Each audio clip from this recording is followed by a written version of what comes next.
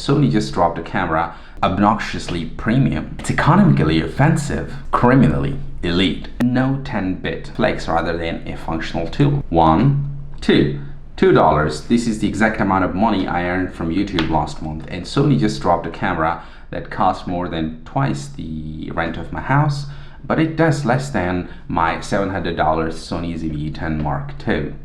I'm talking about the RX1R Mark III, aka the most beautiful trap I have seen all year. The RX1R III is tiny, it's sexy, it has a killer lens, but for $5,000 it should come with a free trip to Japan, a lifetime supply of batteries, and maybe a therapy. Like, I'm not bashing Sony, I love Sony products and I'm still recording with my Sony ZV-10 Mark II. It's just that when you guys had a board meeting to decide the price of the camera and the specs and all, like, what were you guys thinking? This camera with this price is obnoxiously premium. It's financially disrespectful. It's economically offensive, criminally elite, and it's a delusion level luxury. Let's talk about it. I'll give you a credit for accommodating a 61 megapixel sensor in this tiny camera. That's great. It also comes with a size 35mm f2 lens. That's impressive, along with AI autofocus and the Bion ZX processor. That's cool. And this is a photographer's dream on paper, at least on paper. And dreams fade, and this one fades fast.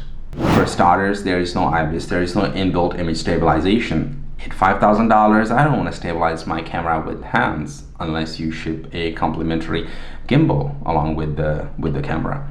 What is this, like 2013 or something? Like, what were you thinking not to put inbuilt image stabilization in a $5,000 camera? That's insane. One of the things that I highly dislike about this camera is that it has a no flip screen, no articulating, no tilting. I'm not even getting a basic selfie option. That's cute. It can shoot in 4K 30, no IBIS, no log, and no 10-bit. Again, I would say my $700 camera can shoot in 10-bit log. And the battery with this RX1R III, it can take like 300 shots only. That's not a camera, that's a stress test.